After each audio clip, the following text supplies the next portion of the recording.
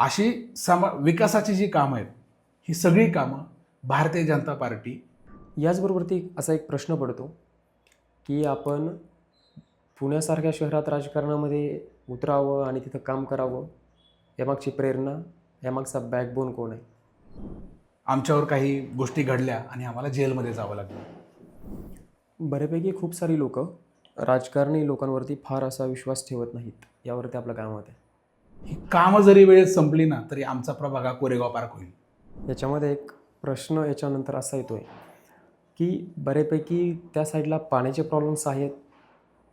जाणवलं कधी किंवा याच्याकडे कधी लक्ष दिलं आपण? माझा प्रामाणिकपणाच मला या निवडणुकीमध्ये तिकीट पण देणार आहे आणि प्रामाणिकपणाच मला असं वाटतं की मला विजयाकडे घेऊन जाईल. की आज पुणे शहरात प्रायव्हेट हॉस्पिटल खूप चांगले होतात, बेस्ट होतात, पण सरकारी हॉस्पिटल जे आहेत त्याची दुरावस्था तशीच का राहते?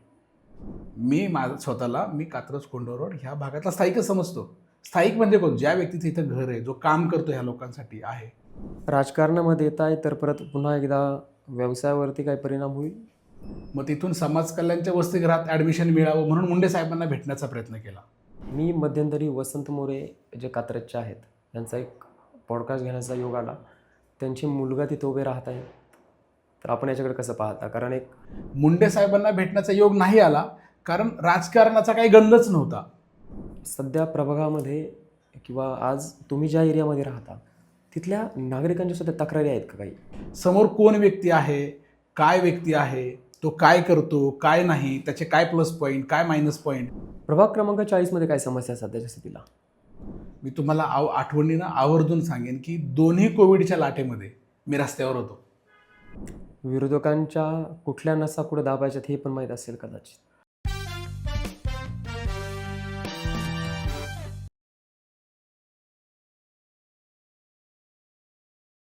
नमस्कार, मी दीपक ढाकणे. स्वागत आहे तुमचं हॅशटॅग वैयक्तिक या चॅनलवरती. हॅशटॅग वैयक्तिकच्या माध्यमातून सध्याच्या स्थितीला खूप सारे आपण राजकीय लोकांना भेटतोय, राजकीय लोकांच्या मुलाखती घेतोय. याचं कारणही आपल्याला माहिती आहे की येणाऱ्या निवडणुका असतील किंवा जे लोक इच्छुक आहेत त्यांचा प्रवास असेल, त्याचबरोबरती त्यांनी केलेली कामं, त्यांची जी काही एक धडपड आहे राजकारणात येण्याची म्हणाल किंवा त्याचबरोबरती एक जनतेच्या मुळाशी जाऊन जनतेच्या बद्दलची एक भावना ठेवून काम करणं, त्याचबरोबरती याच्यामध्ये जर एक विचार केला तर आपण आपल्या कामाचं स्वरूप कसं असलं पाहिजे, त्याचबरोबरती आजपर्यंत जी काही विकास कामं झाली नाही आहेत ती विकास कामं पूर्ण करण्याची असू द्यात किंवा इतर या सगळ्या गोष्टी घेऊन आपण सध्या लोकांच्या वेगवेगळ्या क्षेत्रातील लोकांच्या म्हणाल किंवा वेगवेगळ्या पक्षातील लोकांच्या म्हणेल मी क्षेत्रापेक्षा, तर त्या लोकांच्या मुलाखती घेतो आहे.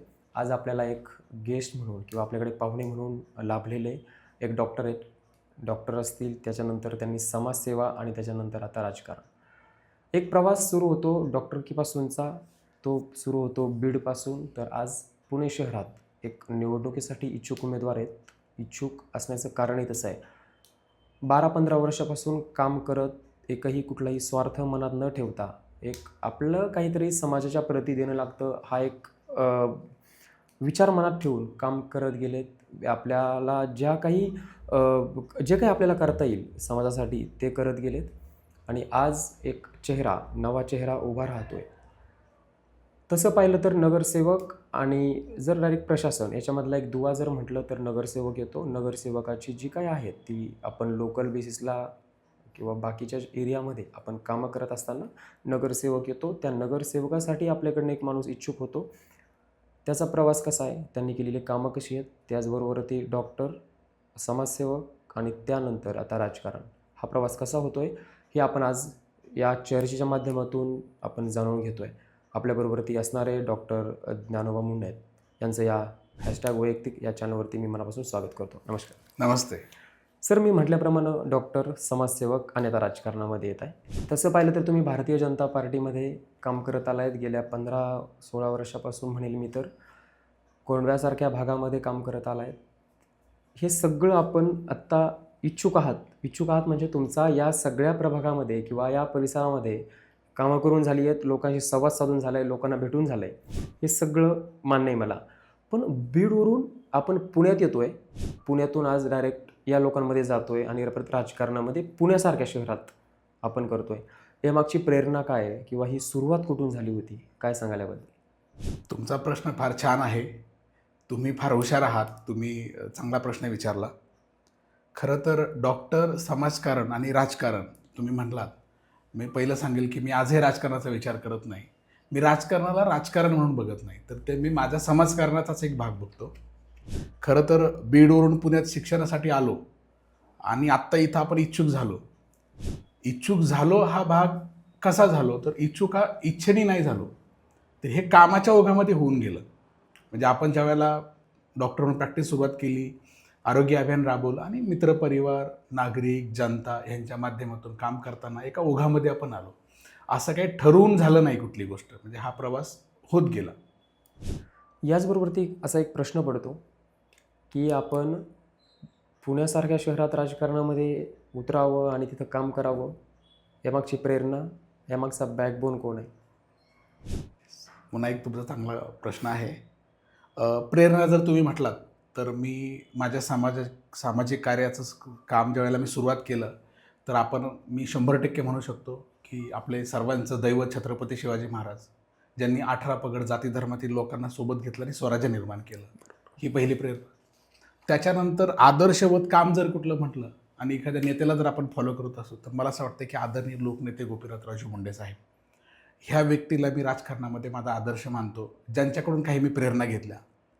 याच्यानंतर जर कुठलं नाव आलं असेल, तर ते आमच्या भागातील आमदार योगेश अण्णा टिळेकर. गेली 15 वर्ष मी अण्णांसोबत काम करतोय आणि त्या काम करत असताना जे काही संपर्क निर्माण झाला, कामाची पद्धत कळाली आणि लोकांना फायदा होतो, लोकांची कामं होतात, या सगळ्या गोष्टींच्या मागं ही लोकं आहेत. त्यानंतर स्वाभाविकच पंकजाताई आहेत. साहेबांची लेक म्हटले की आपली बहीण झाली. ताईचंही काम चांगलं आहे, त्याही माझ्यासाठी मार्गदर्शिका आहे. परंतु हे सगळं काम करत असताना ही कुठली गोष्ट ठरवून झाली नाही. बीडवरून पुण्यामध्ये 3% पैसे घेऊन शिक्षणासाठी आलो आणि माझी पहिल्या वर्षाची फीस भरली. मी फिजिओथेरपिस्ट आहे. मग तिथून समाज कल्याणच्या वसतिगृहात ॲडमिशन मिळावं म्हणून मुंडे साहेबांना भेटण्याचा प्रयत्न केला आणि मुंबईमध्ये त्यावेळेला मी 18 वर्षाचा असताना मुंडे साहेबांना पहिल्यांदा भेटलो. नमस्कार साहेब, माझं तुमच्याकडे असं असं काम आहे, इथून आलो आहे मी.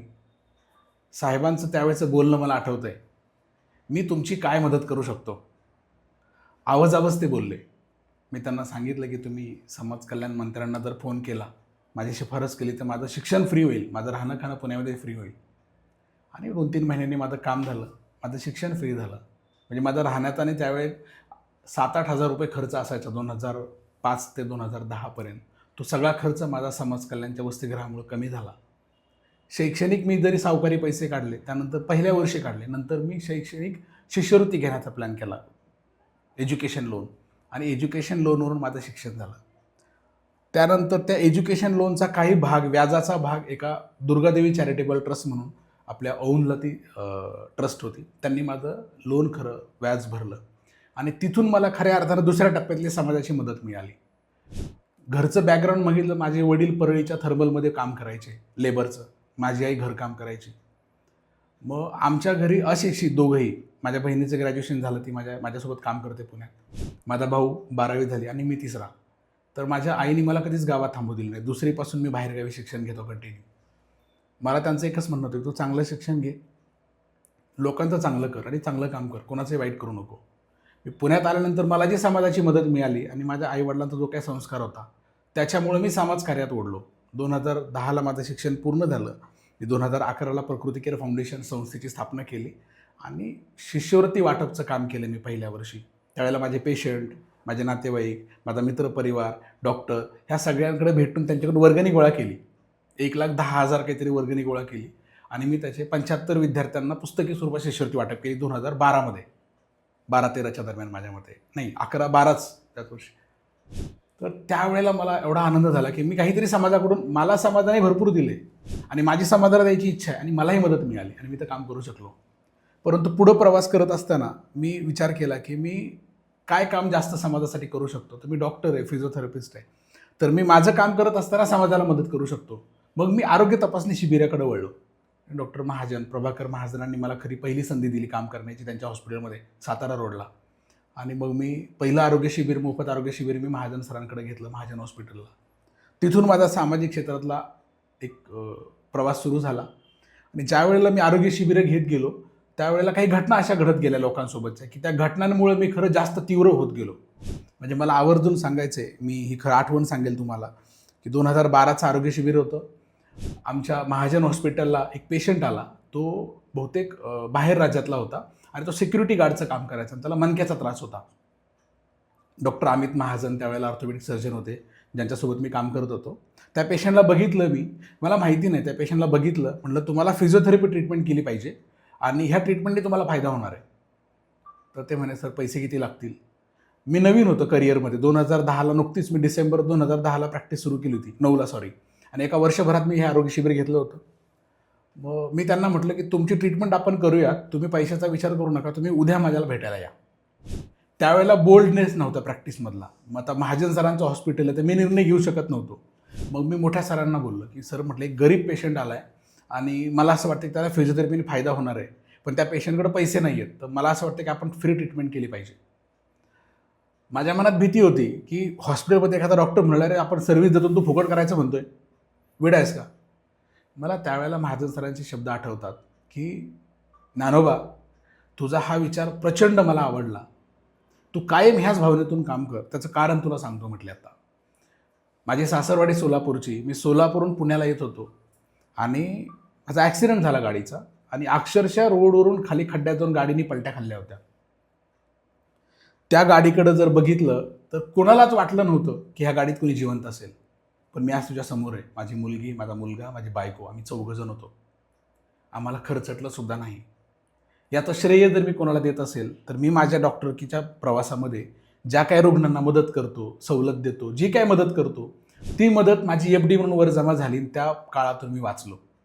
तर खरी प्रेरणा मला समाजकार्याची या वाक्यातून मिळाली की आपण जे काही करणार आहोत समाजासाठी, त्या गोष्टीतून मला फायदा होणार आहे आणि मला समाजाने काहीतरी दिले तर मला समाजाला द्यायचं आहे. तिथून पुढं जो माझा प्रवास सुरू झाला आरोग्य शिबिरांचा, आज 334 आरोग्य शिबिरं झाली आहेत, 50,000हून अधिक लोकांच्या आरोग्य तपासण्या केल्यात.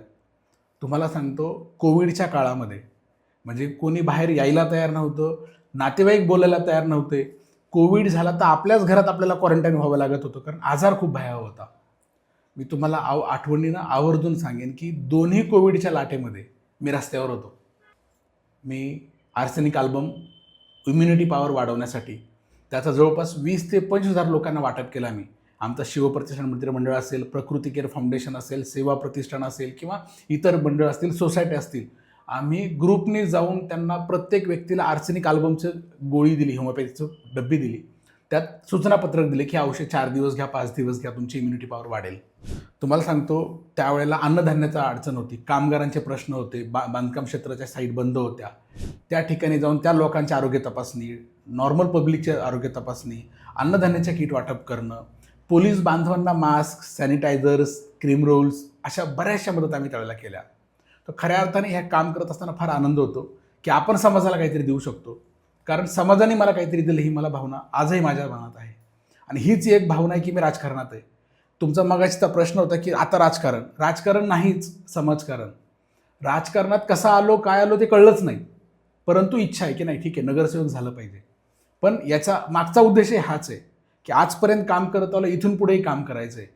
जर ह्या नगरपालिका निवडणुकीमध्ये जर मी नगरसेवक होऊ शकलो तर हे जे काम हे अधिक तीव्रतेने, चांगल्या पद्धतीने करू शकतो. या पार्श्वभूमीवर मी काम करत होतो. आपण थोडंसं पुढे गेलोय, मी थोडंसं पुन्हा एकदा मागे येईल.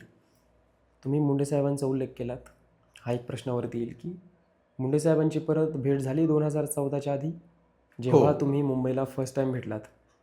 त्यानंतर 2010ला तुमची डॉक्टरकी पूर्ण झाली आहे, त्यानंतर कधी भेट झाली का?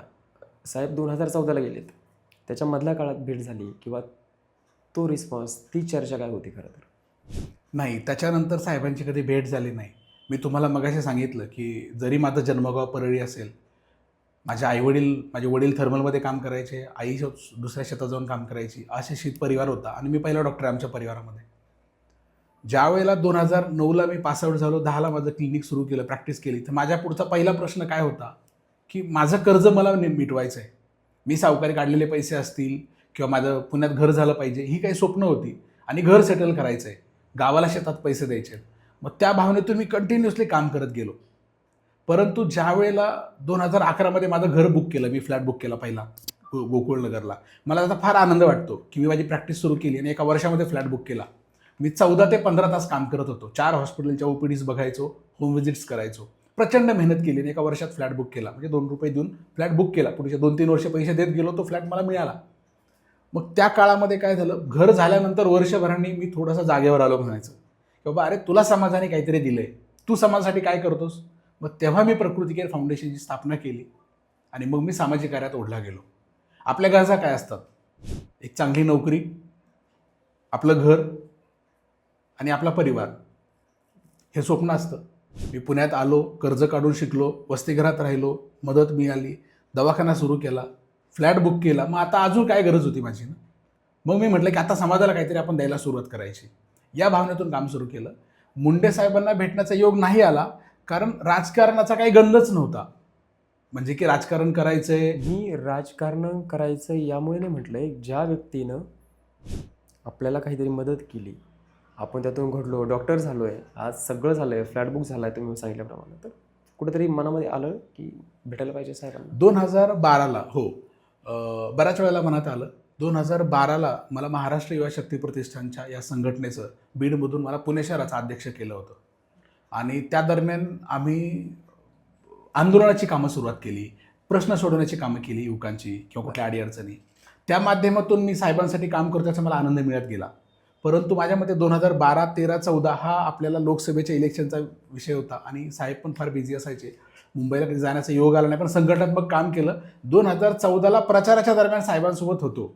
त्यावेळेला साहेबांच्या प्रचारात गाडीच्या मागं कुठंतरी फिरणं किंवा सभेला जाणं, उभं राहणं, साहेबांना बघणं, त्यावेळेला ऊर्जा काय होती, साहेब दिसले ना समोर, हीच आपली ऊर्जा होती. खरं तर खूप दुर्दैवी क्षण आहे 2014चा. 31 जूनचा ते साहेब गेले 3 जूनला. तर तो एकदम दुर्दैवी क्षण आहे. पण ते असं कधी वाटलं नाही ना की साहेब जाणार आहेत. 2012ला काम सुरुवात केली, साहेबांच्या पाठीमाग उभं राहायचं, युवकाचं संघटन करायचं, ताईंना ताकद द्यायची, ह्या भावनेतून काम सुरू केलं. आमच्या त्यावेळेचे प्रदेश अध्यक्ष प्रदीपजी वांगर, आमचे बीडचेच माझे मित्र आहेत, त्यांनी मला पुण्यात अध्यक्ष केलं युवा शक्ती प्रतिष्ठानचं, महाराष्ट्र युवा शक्ती प्रतिष्ठान, आणि आम्ही काम सुरुवात केली. मग साहेबांसाठी काम करतो ना, हेच आमचा सगळ्यात मोठा आनंद होता. त्याच्यामुळं साहेबांना भेटलो की न भेटलो हा कधी असं जाणीव असं वाटलंच नव्हतं रे साहेब जातील म्हणून. ही जाणीव झाली नाही आणि कधी गरजही नाही वाटली. कारण ज्या साहेबांमुळे आपण शिक्षणामध्ये आपल्याला मदत मिळाली, ज्यांच्यासाठी आपण काहीतरी योगदान देऊ शकतो, काम सुरुवात केली, मग साहेब आपलेच साहेब आहेत, कधीही भेटू शकतो. मला 2014ची शेवटची डेक्कनची सभा आठवते. त्यावेळेला अनिल शिरवे साहेब खासदारकीला उमेदवार होते. आमचे अशोकभाऊ मुंडे वगैरे, आम्ही दत्ताभाऊ खाडे, आम्ही सगळे तर तिथे सभेसाठी गेलो होतो. आमचे मित्रपरिवार होता. साहेबांना लांबून बघितलं. रात्री उशिरा सभा झाली होती, थकलेले साहेब होते, पण एकदम स्पिरिटनी भाषण. मग हे सगळं बघूनच आनंद होता. आणि ज्या वेळेला खऱ्या अर्थाने भेटायला जायचंय, आपण भेटू, बोलू, साहेबांना स्टोरी सांगू की साहेब तुम्ही मला अशी मदत केलेली आहे, पण तो योग आला नाही. परंतु हे मला ताईंना सांगता आलं, मला पंकज ताईंना सांगता आलं. मला असं वाटतं की ज्यावेळेला साहेब 2014ला गेले, 2015ला मी ताईंना भेटलो. 2014ला साहेब गेल्यानंतर 15 दिवसांनीच आम्ही ताईंकडे गेलो होतो आणि आमची बरीचशी चर्चा झाली. ताईंना आम्ही चांगलं बोलण्याचा प्रयत्न केला. ताई पण फार भावनिक होत्या, पण त्यावेळेला उभं राहण्याची गरज होती, खरं सावरण्याची गरज होती. त्या भाषेत ताईंशी छान बोलणं झालं. पुढे 7-8 महिन्यानंतर मी सामाजिक काम करत होतो. माझ्या असंच डोक्यात आलं की मी डॉक्टर आरोग्य शिबिरं घेतोय, तर का नाही आपण साहेबांच्या नावाने काहीतरी केलं पाहिजे. मग मी मुंडे साहेबांच्या नावाने एखादं डायग्नोस्टिक सेंटर आपण सुरू करू शकतो का लोकांना सवलत देण्यासाठी. मग ही गोष्ट मी ताईंच्या कानावर घातली. मला आठवतं की ताईंना मी डेक्कनला भेटलो होतो. तिथे ताईंना विनंती केली, पत्र दिलं, ताई मी सामाजिक काम करतोय, आरोग्य शिबिरे घेतोय, साहेबांचा मला खूप फायदा झाला आहे, मला साहेबांच्या नावाने काहीतरी सेवा करायची आहे क्षेत्रामध्ये. ताई म्हटल्या तुम्ही नक्की करा, मी वेळ देते. म्हणून मला तुमची वेळ हवी आहे. 2016ला मग मला ताई मिनिस्टर झाल्या पुढे आणि वेळ दिली आणि आपल्या कात्रज कोंढा रोडला मुंडे साहेबांच्या नावाने स्वखर्चातून मी एक डायग्नोस्टिक सेंटर चालवतो, लोकनेते गोपीनाथराव म्हणून डायग्नोस्टिक सेंटर, आणि त्या सेंटरच्या माध्यमातून मी सेवा देतो. त्या आठवणी, माझ्यावर केलेले उपकार, ह्या सगळ्या गोष्टी मी माझ्या सेवेतून आता चालू ठेवलेल्या आहेत आणि मी करतोय. ताईंशी आलेला संपर्क तुम्ही सांगितला, योगेश टिळकर जे आमदार आहेत यांच्याशीच कसा संपर्क आला आहे? मी 2000ला खरं पहिल्यांदा पुण्यात आलो.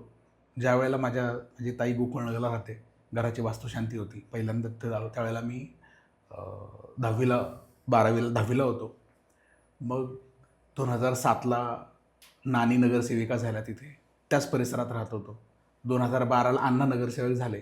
मगाशी तुम्हाला बोललो राजकारणाचा फार गंध नव्हता म्हणून वैयक्तिक जाऊन भेटण्याचा कधी विषय नाही आला. परंतु मी पहिली माझी भेट जर झाली असेल चांगली राजकीय स्वरूपात तर ती झाली 2012मध्ये योगेश अण्णांची भेट झाली. मुंडे साहेबांचा वाढदिवस पहिल्यांदा मी पुण्यामध्ये साजरा करण्याचा निर्णय घेतला आणि कात्रज कोंढ रोडला मुंडे साहेबांच्या वाढदिवसानिमित्त आम्ही आरोग्य तपासणी शिबिर घेतलं आमच्या महाराष्ट्र युवा शक्ती प्रतिष्ठानच्या अंतर्गत.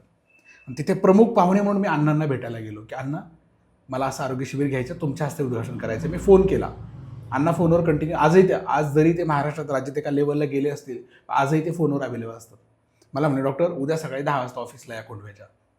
मी नेक्स्ट डे सकाळी 10 वाजता ऑफिसला गेलो, त्यांची चर्चा केली. त्यांनी जाणून घेतलं की तुम्ही मुंडे साहेबांसाठी काय करताय. आरोग्य शिबिर घेतोय असं.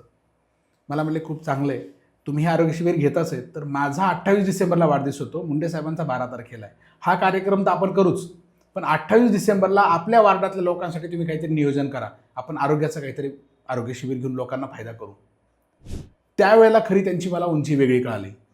कारण जनरली तुम्हालाही राजकीय अभ्यास आहे, आपणही बऱ्याचशा राजकीय लोकांना भेटतो. एखाद्या व्यक्तीला आपण निमंत्रित करतो की तुम्ही प्रमुख पाहुणे म्हणून या आमच्याकडे कार्यक्रमाला, तर ती व्यक्ती हो म्हणते नाही म्हणते किंवा एवढंच असतो विषय. पण त्यांनी जाणून घेतलं की तुम्ही काय करताय, त्याच्या मागचा उद्देश काय आहे, काय काय शिबिरं घेणार आहेत तुम्ही, काय बेनिफिट देणार आहेत लोकांना. आणि मग ह्याच आरोग्य शिबिराचं एक आयोजन माझ्या वाढदिवसाला माझ्या प्रभागात करा आपल्या लोकांसाठी. ही मानण्याची जी भावना होती, त्यांची जी भावना मला कळली की माझ्या प्रभागातल्या लोकांना पण फायदा मिळाला पाहिजे. आणि मी 28 डिसेंबरला 2-3 दिवस तिथून पुढे 3-4 ठिकाणी गोकुळनगर, काकडे वस्ती, टिळेकर नगर, कोंडवा अशा ठिकाणी आरोग्य शिबिरांचं आयोजन केलं. त्यावेळेला अण्णांची जी जवळीकता आली, त्यांना ते बघितलं. मला आठवतंय त्या कार्यक्रमाचं फेसबुकचं लाईव्ह मी करत होतो. म्हणजे मी डॉक्टर आहे पण मी अण्णांचं भाषण लाईव्ह करायचो. म्हणजे एखादा म्हणतो आपण एखाद्याच्या प्रेमात पडतो नेत्याच्या, तर ते मी केलेलं मला आठवतं. त्यांचा स्वभाव कळला, तिथून पुढं मी खरं अण्णांच्या संपर्कात आलो. एक कार्यक्षम काम करणारा कार्यकर्ता म्हणून मी अण्णांना ओळखतो. याच्यामध्ये एक प्रश्न उपस्थित असा होतोय, आज जर पाहिलं तर तुम्ही बीडवरून आलायत आणि इच्छा व्यक्त करताय सुखसागर, कोंडवा, येवलेवाडी यामध्ये उभा राहण्याचा. तो प्रभाग क्रमांक माझ्या माहितीप्रमाणे 40 येतो. 40. या ठिकाणी एखादा तिसरा व्यक्ती येऊन उभा राहतो, याकडे तुम्ही कसं पाहता? म्हणजे अण्णांच्या दृष्टीने, योगेश अण्णा टिळेकर यांच्या दृष्टीने. कारण बऱ्यापैकी आज जर पुणे शहर असेल किंवा बाकीच्या शहराच्या ठिकाणचं जे राजकारण आहे ते स्थानिक राजकारणी हँडल करतात, यामुळे हा प्रश्न विचारला. तुमचा प्रश्न अतिशय सुंदर आहे आणि मला उत्तर द्यायला नक्की आवडेल. गेली 20 वर्ष ह्या प्रभागात किंवा ह्या एरियामध्ये मी राहतोय. माझं घर इथे, आता पुढचा प्रवास इथे सुरू झाला आहे. माझी एक कर्मभूमी आहे. मग मी इथला स्थायिक का नाही आहे? मी कात्रज कोंढ रोड ह्या भागातला स्थायिकच समजतो. स्थायिक म्हणजे कोण? ज्या व्यक्तीचं इथं घर आहे, जो काम करतो ह्या लोकांसाठी आहे, तो स्थायिक झाला. बाहेरचा म्हणता येणार नाही, कारण काम करताना कधी हा विचार केला नाही. आणि मला असं वाटतं की इलेक्टिव्ह मेजर म्हणतो आपण, बाबा निवडून येण्याची क्षमता, तुमचा जनसंपर्क किती आहे, तुम्ही समाजासाठी काय केलं आहे, तुम्ही काय काम करत आहात, ह्या सगळ्या गोष्टीचा विचार कुठंतरी होणार 100% असं मला वाटतं. आणि याच्याच जोरावर मला असं वाटतं की हे राजकारण माझ्यासाठी सोपं आहे. आणि जसं मी मगाशी उल्लेख केला की प्रत्येक व्यक्तीवर एक पगडा असतो कुठल्या तरी विचारांचा. मुंडे साहेब आपल्यासाठी दैवत आहेत, आदर्श आहेत, तर मला माहितीच आहे, सगळ्यांना माहिती आहे. छत्रपती शिवाजी महाराजांचा आपण उल्लेख केला की 18 पगड जाती धर्माच्या लोकांना सोबत घेऊन त्यांनी स्वराज्य निर्माण केलं आणि ती शिकवण आता दिली आहे. मुंडे साहेबांनी कायम बेरजेचं राजकारण केलेलं आहे. मी सामाजिक काम करताना मी कधी कुठली जात, धर्म, व्यक्ती, महिला, पुरुष, जेंट्स कुठलाही व्यक्ती बघितला नाही. मी डॉक्टर आहे, माझ्याकडे येणारा प्रत्येक पेशंट हा पेशंट आहे, मला त्याचं समस्याचं निराकरण करायचं आहे, मला त्याला मदत करायची आहे, त्याला काहीतरी माझ्याकडून फायदा द्यायचा आहे. मी ह्याचा विचार केलेला आहे. त्याच्यामुळं हे काम करत असताना मी कधीच कुठल्या जाती धर्माचा असेल किंवा कुठल्या विषयाचा विचार न करता काम करत आलो आहे. तर हीच एक मला माझी जमेची बाजू वाटते. जनसंपर्क चांगला आहे अभियानाच्या माध्यमातून. हजारो लोकांच्या मोफत शस्त्रक्रिया असतील, आरोग्य शिबिरं असतील, वैद्यकीय मदत असेल, कोविडचा काळ असेल आणि पक्षाचं काम असेल, इमानदारीने केलं आहे.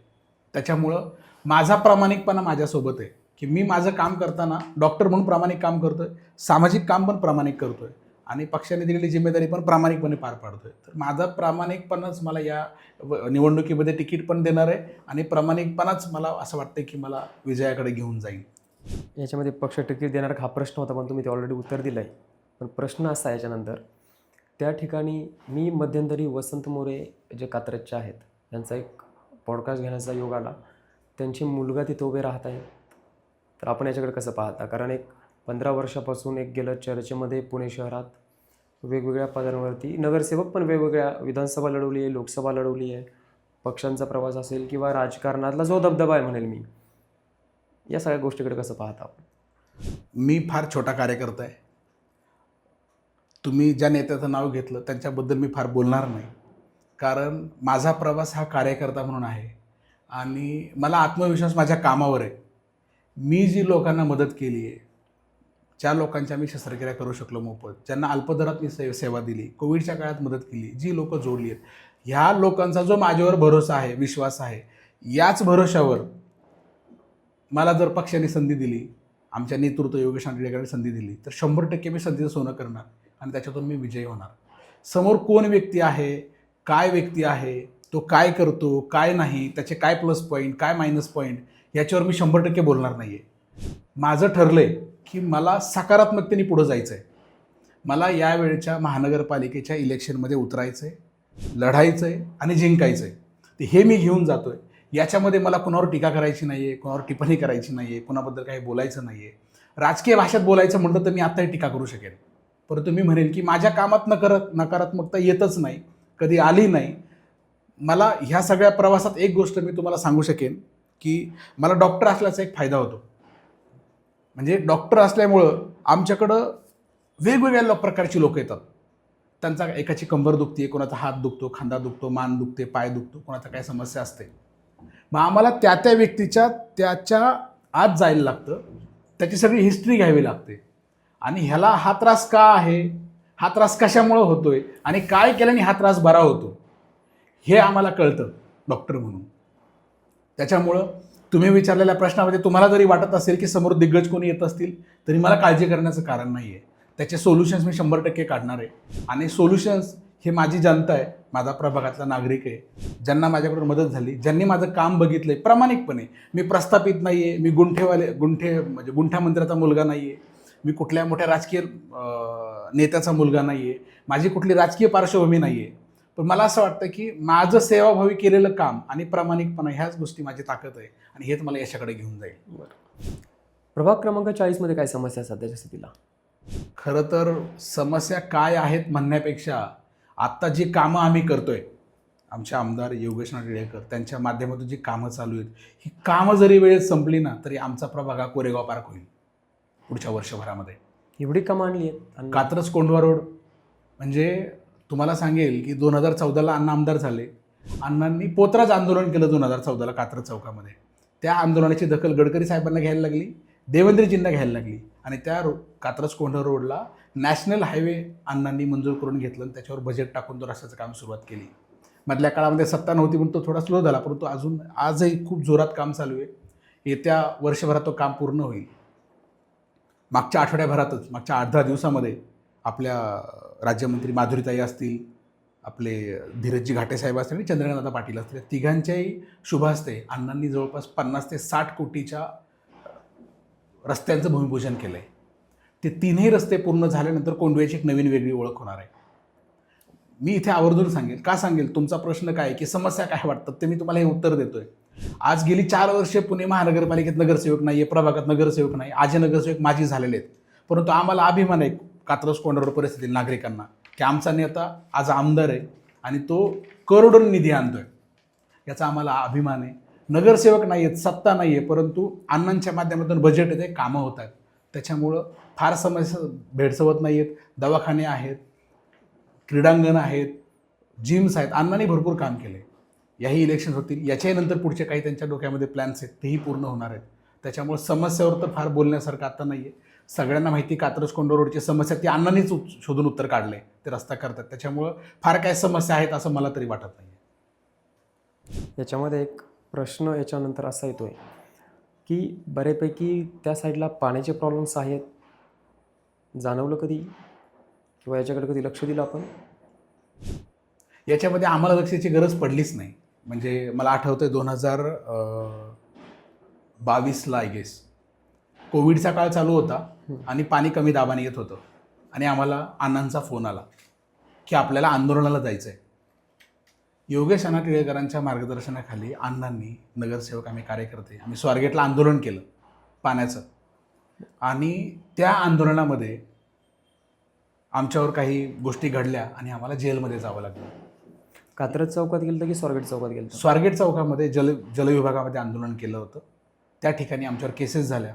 अण्णा, आमच्या नानी, त्यावेळेला नानी नुकत्याच आजारपणातून सावरल्या होत्या, आमचे 4 बाकीचे नगरसेवक आणि आम्ही प्रमुख कार्यकर्ते, आम्ही 41 जण आम्हाला जेलमध्ये जावं लागलं.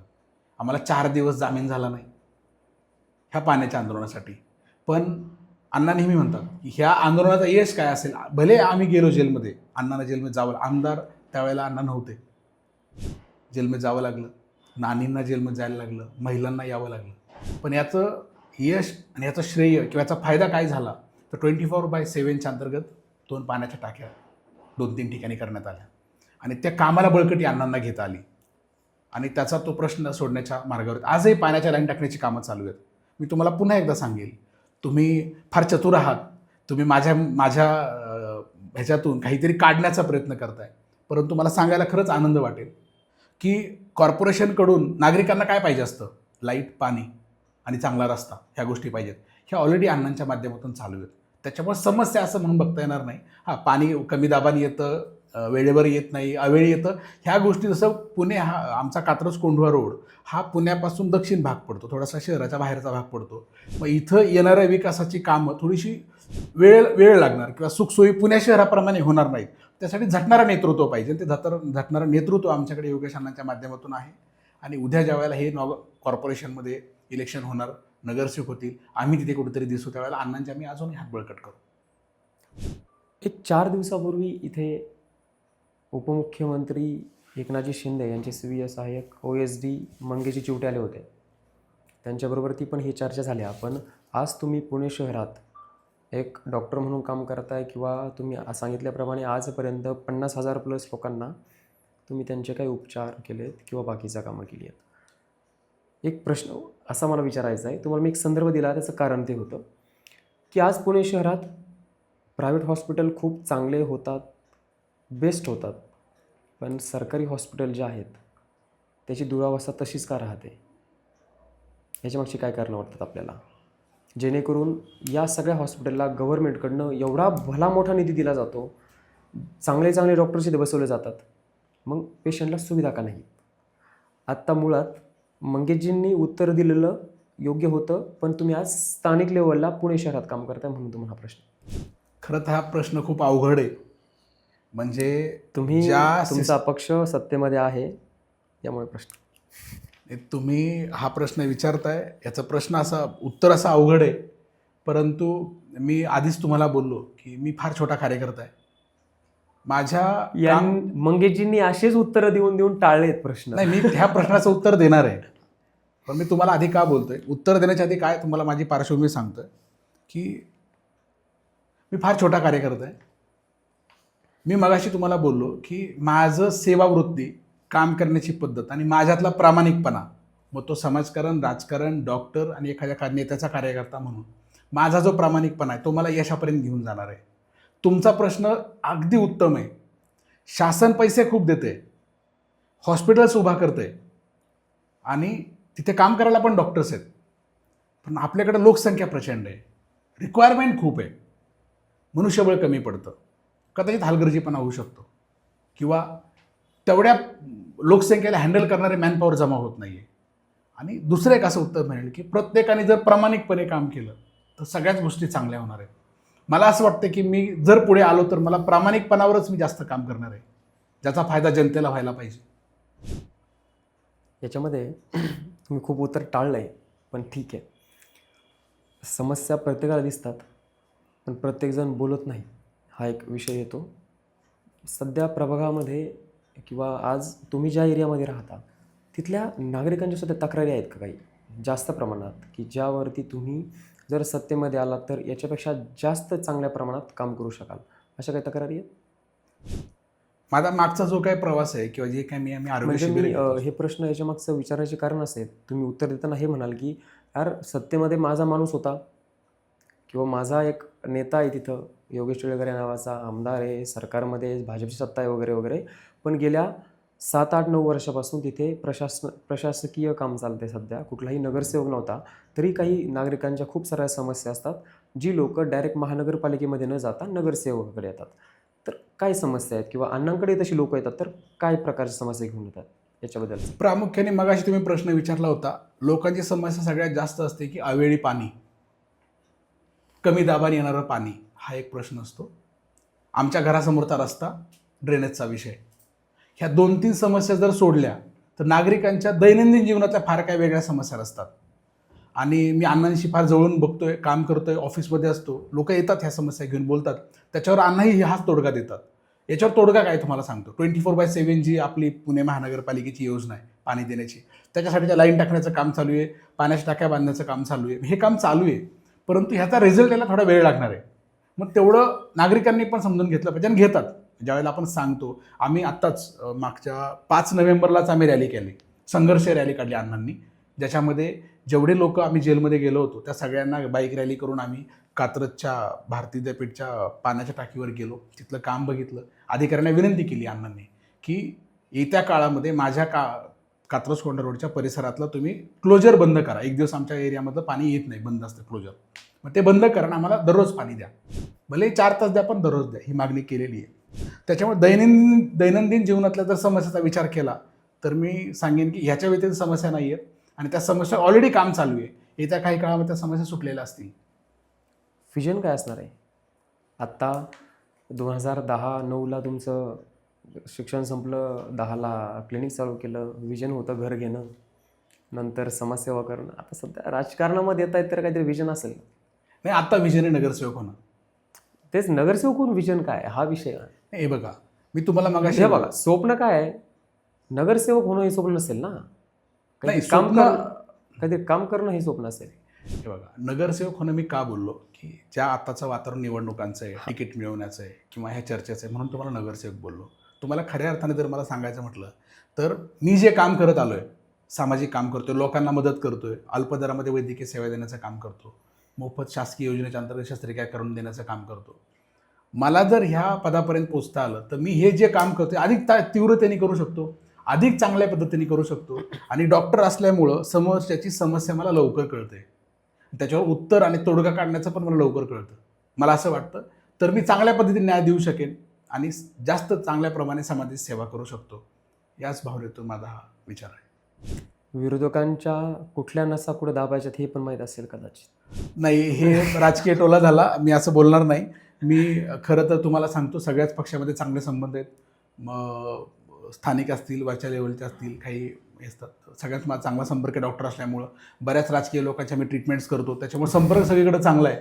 त्याच्यामुळं कोणाला टीका टिप्पणी करून कोणाची रेग कमी करण्याचा प्रयत्न करणार नाही. तर मला जर पक्षाने संधी दिली तर मी 100% मी माझी रेग मोठी करण्याचा प्रयत्न करणार आहे. त्याच्यामुळे टीका टिप्पणीच्या राजकारणात मी तरी पडणार नाही. तुमचा जरा पलीकडचा कोंडवा वगैरे भाग जो येतो, येवलेवाडी वगैरे, इकडे थोडासा मुस्लिम बहुल एरिया आहे. थोडंसं सध्याच्या गेल्या काही दिवसामध्ये योगेश टिळेकरांनी हिंदुत्वाची भूमिका साकारली किंवा ती प्रखरपणे मांडली देखील समोर. तुम्ही त्यांचे कार्यकर्ते आहात. तुम्हाला वाटतं की राजकारणामध्ये कसा विषय असेल आत्ता येणाऱ्या निवडणुकीत, किंवा याचा काही प्रभाव लोकांवरती पडेल, तो तुमच्यावरती होऊ शकेल? नाही, असं 100% नाही वाटत आणि याचा प्रभाव अण्णांवर पण होणार नाही आहे. तुम्हाला सांगतो, कात्रज कोरडवा रोडला कब्रस्तान आहे, मुस्लिम दफनभूमी आहे, त्याचे काम अण्णा करतात. मुस्लिम कार्यकर्ते आमच्यासोबत अण्णांसोबत काम करतात. आणि अण्णांनी वैयक्तिक कुठल्या समाजावर जाती धर्मावर टीका केलेली नाही आहे, कधीच केलेली नाही आहे. हां, एखादा अडचणीचा विषय तिथं भूमिका घेतली म्हणून मुस्लिम लोक नाराज होतील असं बिलकुल होणार नाही आहे. कारण अण्णा आजही सगळ्यांचं काम करतात, कुठलाही जाती धर्म बघून कधी काम नाहीत करत. मी तर छोटा कार्यकर्ता आहे, मला कोणी मोजणार पण नाही, तो भाग वेगळा. परंतु अण्णांचं जरी आम्ही नेतृत्व मान्य करतो आणि अण्णांच्या नेतृत्वात काम करतो, पण अण्णाही असं कधी वागत नाहीत. त्याच्यामुळं ह्या कुठल्या गोष्टीमध्ये त्या जाती धर्माचा आम्हाला फटका बसेल असं 100% मला वाटत नाही. कारण शासनाच्या सगळ्या योजना सगळ्यांना मिळतात, तिथं कुठं जाती धर्म येत नाही, मग इथे येणार नाही. आणि लाडकी बहीण कुठलीच महिला ह्या गोष्टी डिनाय करणार नाही. त्याच्यामुळे मला त्याचं भीती वाटत नाही.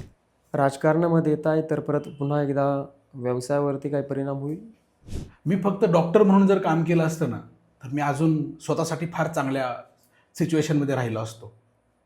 पण मी चांगल्या कुठल्या म्हणजे आर्थिक गोष्टींनी. म्हण- ओके. कारण मी स्वतःचं काहीतरी अजून चांगलं प्रायव्हेट करू शकलो असतो, प्रायव्हेट दवाखाने करू शकलो असतो, प्रोग्रेस करू शकलो असतो. परंतु मला आदर्श माझ्या आईवडिलांचा आहे की तू चांगलं कर, चांगलं काम कर, चांगलं शिक, कुणाचंही वाईट करू नकोस.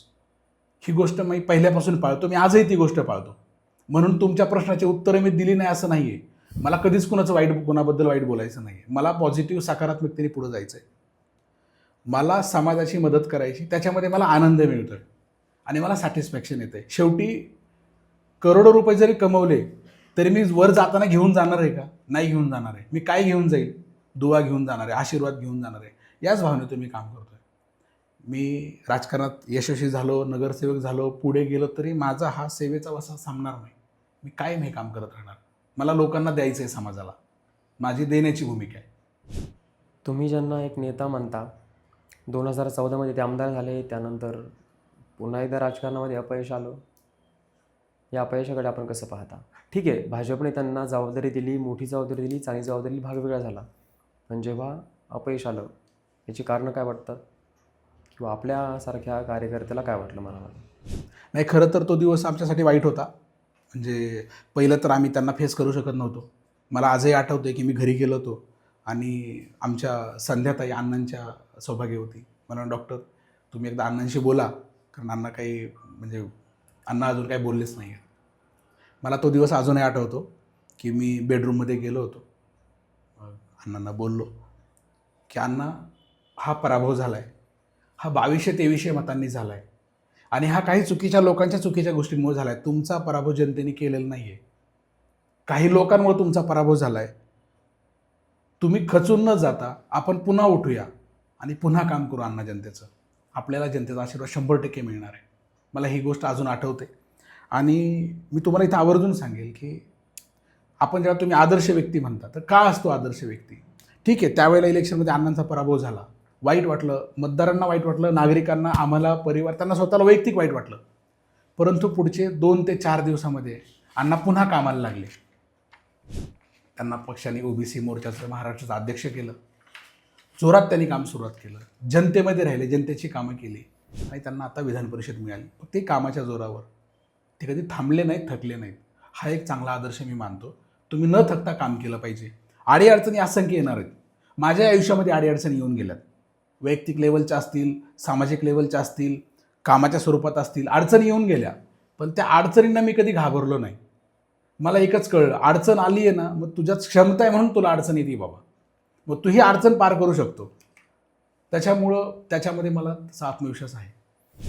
बऱ्यापैकी खूप सारी लोक राजकारणी लोकांवरती फार असा विश्वास ठेवत नाहीत. यावरती आपलं काय मत आहे? मला नाही वाटत असं असेल. जी लोक राजकारणात एखाद्या व्यक्तीला जवळून बघतात, तर नक्कीच त्यांना अविश्वास ठेवण्यासारखं काही नसतं. बरीचशी आपली IQ माहिती असते की हा व्यक्ती असा आहे, हा काम करत नाही, हा काम ऐकत नाही किंवा हे कुठली कामं करत नाहीत, असं नसतं. म्हणजे जर आपण त्या व्यक्तीला वैयक्तिक भेटलो, बोललो, तर 100% तुमचं काम होतं. त्याच्यामुळं तो एक संभ्रम आणि एक अपप्रचार म्हटल्यासारखं म्हणेल मी. तुमच्या प्रभावामध्ये असलेले उद्यान असतील, शाळा असतील, हॉस्पिटल्स असतील, याकडे आपण कसं पाहता? म्हणजे सध्याच्या स्थितीला कशा पद्धतीनं आहेत किंवा त्याचा काही आराखडा तुम्ही बदलायचा विचार केला आहे का? मी पुन्हा एकदाचं उत्तर देईन, कारण ही सगळी प्रश्न तुमची योग्य आहे. परंतु आमच्या प्रभागामध्ये म्हटलं तर ही अडचण नाही आहे. आता आपला जसं मी मगाशी उल्लेख केला की कात्रज कोंढा रोड, कोंढवा बुद्रुक, येवलेवाडी, सुखसागर हा जो आपला परिसर आहे, हा पुण्याचं इकडचं दक्षिण टोक आहे. पुणे शहरासारख्या सुविधा यायला वेळ लागतोय, परंतु आमचं नेतृत्व गंभीर आहे. म्हणजे आता मला माहिती नाही ह्या ठिकाणी मी ही गोष्ट बोलणार आहे, अण्णा बघतील त्यावेळेला काय जरी ॲक्शन मला माहिती नाही, पण मी आवर्जून सांगेन की आमच्या भागामध्ये चांगल्या प्रकारचं diagnostic centre, MRI, CT scan, x ray, चांगली लॅब हे महानगरपालिकेच्या माध्यमातून व्हायला पाहिजे आणि लोकांना सवलत मिळायला पाहिजे. या भावनेतून अण्णांनी ऑलरेडी पत्रव्यवहार करून ठेवला आहे. ती फाईल मंजुरीला आहे. मला याच्यातून काय सांगायचं आहे, तुम्हाला जो प्रश्न विचारायचा आहे त्याचं उत्तर ऑलरेडी आमच्या नेत्यांनी काढून ठेवलेलं आहे. त्यामुळे काम खूप योग्य रीतीने चालू आहे. ह्या सगळ्या समस्या पुढच्या काळात संपणारच आहेत. हे लोकांना माहिती तिथल्या लोकलच्या? हो, की अण्णांनी ही काही जी जाहीर काही सभेमध्ये त्यांनी कामं सांगितलं जी आहेत ती हो. प्रगतीपथावर आहे जनतेना माहिती आहे, लोकांना माहिती आहे. तसं जर पाहिलं तर एका प्रभागामध्ये खूप साऱ्या वेगवेगळ्या पक्षाची लोक उभा राहतात. तिथल्या लोकांनी भाजपला आणि तुम्हालाच का निवडावं? उत्तर काय? मी 2005-07 पासून पुण्यामध्ये एक गोष्ट ऐकत होतो सांगा. की पुण्यामध्ये मेट्रो होणार आहे, पुण्यामध्ये मेट्रो होणार आहे, पुण्यात मेट्रो येणार आहे, मेट्रो झाली पाहिजे, मेट्रो येणार आहे. मेट्रो कधी आली पुण्यात? मेट्रो 2017 नंतर आली. काय येऊ शकली 17 नंतर? 2014ला केंद्रात मोदीजी होते, सत्ता पहिल्यांदा भाजपची आली, म्हणजे अलीकडच्या काळात पहिल्यांदा आली. राज्यात देवेंद्रजी मुख्यमंत्री झाले, भाजपची सत्ता आली. आणि 2017ला पुणे महानगरपालिकेमध्ये भारतीय जनता पार्टीचा महापौर पहिल्यांदा झाला. गल्ली ते दिल्ली भाजपची सत्ता आली. भाजप एक काम करणारा पक्ष आहे आणि त्याच्यामुळं पुण्यामध्ये मेट्रो आली आणि त्या कामाला गती मिळाली. 10 वर्ष आधी चर्चा होती फक्त, पण ती श्रेयवादामुळे येऊ शकली नाही. ती भारतीय जनता पार्टीच्या कार्यकाळामध्ये आली. आज कात्रज कोंढवा रोड असेल, अण्णांना पोतदाराचं आंदोलन करून आसोडाचे फटकारे ओढून घ्यावे लागले अंगावर. त्याच्यानंतर कात्रज कोंढवा रोडच्या कामाला गती आली किंवा परवानगी मिळाली किंवा तो प्रश्न पुढे आला. अशी विकासाची जी कामं आहेत, ही सगळी कामं भारतीय जनता पार्टी प्रखरपणे मांडते आणि ती कामं करून घेण्याचा पाठपुरावा करते आणि ती कामं होत आहेत. त्याच्यामुळे मला असं वाटतंय की आजच्या काळामध्ये भारतीय जनता पार्टी काम करणारा पक्ष आहे. मोदीजी काम करत आहेत, देवेंद्रजी राज्यात काम करत आहेत, आपल्या भागामध्ये योगेशांना काम करत आहेत. तर नागरिकांचा भारतीय जनता पार्टीवर विश्वास आहे आणि येणाऱ्या निवडणुकीमध्ये 100% भारतीय जनता पार्टीचा आमचा पुणे महानगरपालिकेमध्ये महापौर होणार ही खात्री आहे. तुमचं उत्तर याला माझ्या प्रश्नाला पुरेपूर आहे. पण याच खुर्चीवर 4 दिवसापूर्वी काँग्रेसचे ज्येष्ठ नेते पुण्यामध्ये जे काम करत आहेत, मोहनदादा तुम्हाला परिचित असतील, त्यांनी आज जर एक पाहिलं तर आज सगळ्या पुणे शहरात एक पॉडकास्ट झाली आमची किंवा चर्चा झाली त्याच्यावर. पुणे शहरामध्ये होय हे काँग्रेसनेच केलं, होय हे काँग्रेसनेच केलं असे फ्लेक्स लावले, तुम्ही पाहिले असतील आत्ता. त्याच्यामध्ये मेट्रोचा देखील उल्लेख आहे की होय 100% भाजपने मेट्रो आणली असेल, पण त्याची पूर्ण मंजुरी, पूर्ण अहवाल हा काँग्रेसच्या काळात मंजूर झालेला आहे. मला खरं तुम्ही अडकवताय प्रश्नाच्या उत्तरांमध्ये. मी ठरवलं होतं कोणाबद्दल काय बोलायचं नाही आहे, परंतु कागदोपत्री मेट्रो आणली, चर्चेमध्ये मेट्रो आणली आणि ग्राउंडवर मेट्रो घेऊन येणे याच्यामध्ये फार फरक आहे. मग त्यांनी दाखवावं की मेट्रो आणण्यासाठी प्रत्यक्ष काय केलं. तुम्ही बॅनर लावलेत ना, काही पत्रव्यवहार असेल, मग तो दाखवावा की बाबा मेट्रो त्यांच्यामुळं आली. अशी कितीतरी कामं आहेत की जी कामं भारतीय जनता पार्टीच्या काळामध्ये झाली आहेत. सुरुवात केली ना तुम्ही, मी बोललोच 2007 पासून मी ऐकतो. 2007 मध्ये केंद्रात कोण होतं, राज्यात कोण होतं? काँग्रेस, राष्ट्रवादी. येऊ शकलं का? नाही येऊ शकलं ना. मग मी ऐकतच होतो. मी त्यावेळेला नागरिक होतो, आजही मी नागरिक आहे. 2007ला तर मी शिक्षण घेत होतो. मग त्यावेळेला मी ऐकत होतो मेट्रो येणार आहे. मग मेट्रो आली कधी? आज ह्या खुर्चीमध्ये इच्छुक म्हणून बसलो असेल किंवा एक कार्यकर्ता म्हणून बसलोय, सोडून द्या, मी नागरिक म्हणून विचार करतो. मी काय विचार करेन? मी एखादी गोष्ट ऐकतोय आणि एखादी गोष्ट प्रत्यक्ष मला भेटतीये, मी क्रेडिट कोणाला देणार? ज्या व्यक्तीमुळे ती गोष्ट मला भेटली त्यालाच माझं क्रेडिट जाणार. त्यामुळे जनता हुशार आहे. काँग्रेसने किती जरी प्रचार केला, होय हे आम्हीच केलं, त्यांनी मध्यंतरी खरं वोट चोरी, संविधानाचं मुद्दे काढले, फेक नेरेटिव्ह तयार केले, पण पुणेकर हुशार आहेत. त्याच्यामुळं पुणेकर ह्यांना थारा देणार नाही आणि त्यांनी विचारही करू नये की पुण्यामध्ये यश मिळणार आहे. त्याच्यामुळं आपल्या देशामध्ये पुणेकरांचं नाव म्हणतात की पुणेकर हुशार आहेत, पुणे तिथे काय होईल. त्याच्यामुळं पुणेकर अशा कुठल्याच भूलथापांना थारा देणार नाहीत आणि ते यशस्वी होऊ देणार नाही. चर्चा खूप झाली वेगवेगळ्या विषयावर. आपण एक नवीन जेव्हा पूर्णपणे तिकीट मिळेल तेव्हा करूच, पण या चर्चेतून जनतेला काय आव्हान कराल? मी जनतेला माझं नम्र आव्हान असेल की मी तुमच्यातला कार्यकर्ता आहे, मी सर्वसामान्य आहे, मी गडगंज पैसेवाला नाही आहे, मी एखाद्या राजकीय नेत्याचा मुलगा नाही आहे किंवा नातेवाईक नाही आहे, मला राजकीय पार्श्वभूमी नाही आहे, परंतु माझ्यात प्रामाणिक काम करण्याची इच्छाशक्ती आहे आणि गेली 15 वर्षे मी सतत काम करत आलो आहे. मी काल काम सुरू केले, आज इच्छुक होतोय, मला इलेक्शन लढायचं आहे म्हणून नाही, पैशाच्या जोरावर इलेक्शन करायचं आहे बिलकुल नाही. मी काम करत आलो आहे. माझ्यासोबत नेतृत्व मला चांगलं भेटलं आहे, त्यांच्या हाताला बोटाला धरून मी काम करतो आहे. तर मला असं वाटतं की माझ्या काम करण्याच्या भावनेकडे बघावं आणि मला संधी द्यावी. मला पक्ष तर संधी देईलच, परंतु माझ्या नागरिकांनाही विनंती आहे की मला नक्की संधी द्या. मी आजपर्यंत जेवढं काम करत आलो आहे याच्याहीपेक्षा चांगलं काम मी ह्या संधीनंतर 100% करेन. नक्कीच. तुम्ही देखील एक इच्छुक नागरिक किंवा बरीचशी कामं ऐकली होती, त्यामुळे आपण आज चर्चेला बसलो. ती चर्चेतून समोर आली किंवा बाकीच्या काही गोष्टी याच्यामुळे समोर आल्या. तुम्ही आलात, वेळ दिलात त्याबद्दल मी वैयक्तिक या चॅनलकडनं खूप खूप धन्यवाद देईन. धन्यवाद, तुमचं मनपूर्वक धन्यवाद. तुम्ही फार हुशारीने मला प्रश्न विचारले. तुम्ही फार हुशार आहात, परंतु आमची भावना तेवढी प्रामाणिक असते आणि मी आपल्या वैयक्तिकचं मनपूर्वक धन्यवाद व्यक्त करेल की त्यांनी मला व्यासपीठ दिलं आणि या ठिकाणी व्यक्त होण्याची संधी दिली. ज्यावेळेला नगरसेवक होईल त्यावेळेला 100% आपण पुन्हा या खुर्चीत बसूयात आणि चर्चा करूयात. येस, धन्यवाद. धन्यवाद. तर आपण इथपर्यंत आलात ही तुम्हाला चर्चा समजली असेल. यामध्ये एक विषय असे आहेत, बीडचा प्रवास त्यांनी सांगितल्याप्रमाणे 3 टक्क्याने पहिल्या वर्षीचे पैसे असतील, त्यानंतर दुसऱ्या वर्षी औंधमधल्या एका संस्थेनं त्यांचं व्याज माफ केलं, त्यानंतर त्यांनी पूर्ण शिक्षण झालं, त्यानंतर आपलं एक स्वतःचं क्लिनिक तयार केलं, क्लिनिक ओपन केलं, त्याच्यातून अहोरात्र मेहनत घेऊन एक माणूस घडत गेला. आपलं एक स्वतःचं स्वप्न असतं, एखादं आपलं एक स्वतःचं घर असावं, ते घर देखील ओपन केलं, घर देखील बुक केलं आणि ते अहोरात्र मेहनत करून घर घेतलं. त्यानंतर एक मागं वळून पाहिलं तर आपल्याकडे काहीच नव्हतं. आपल्याला दिलं, समाजाने दिलं, तर समाजाच्या प्रती काहीतरी केलं पाहिजे. याने एक प्रकृती फाउंडेशनची स्थापना केली. त्यामधून लोकांचे जे काही प्रश्न आहेत ते सोडवण्याचे काम त्यांनी केलं. त्यानंतर थोडंसं राजकीय लोकांबरोबर ते कनेक्ट आला. तो कसा आला आपण पॉडकास्टमध्ये चर्चेमध्ये पाहिलं. यानंतर आपण काम करत गेलो. आत्ता सध्याच्या स्थितीला त्यांना परत पुन्हा एकदा राजकारणामध्ये यायचं आहे, त्याची कारणं देखील त्यांनी सांगितली आहेत. कुठली पार्श्वभूमी नाही आहे, कुठला राजकीय वारसा नाही आहे, कुठला पुण्यामध्ये आपण म्हणतो की गुंठेवाला नाही आहे. एक सामान्य शेतकऱ्याचा मुलगा म्हणेल मी तरी वावगं ठरणार नाही. बीड, पुणे, डॉक्टर, समाजसेवा आणि राजकारणामध्ये जायचं आहे, का जायचं आहे त्यांनी देखील सांगितलं आहे. तुम्ही देखील इथपर्यंत आलात. तुम्हाला आजचा हा प्रवास कसा वाटला, आजची ही चर्चा कशी वाटली, आम्हाला कमेंट्सच्या माध्यमातून नक्की कळवा. त्याचबरोबर तुम्हाला कोणाला ऐकायला अजून आवडेल किंवा कशा स्टोरीज तुम्हाला ऐकायला आवडतील आम्हाला ते देखील कमेंट्सच्या माध्यमातून कळवा.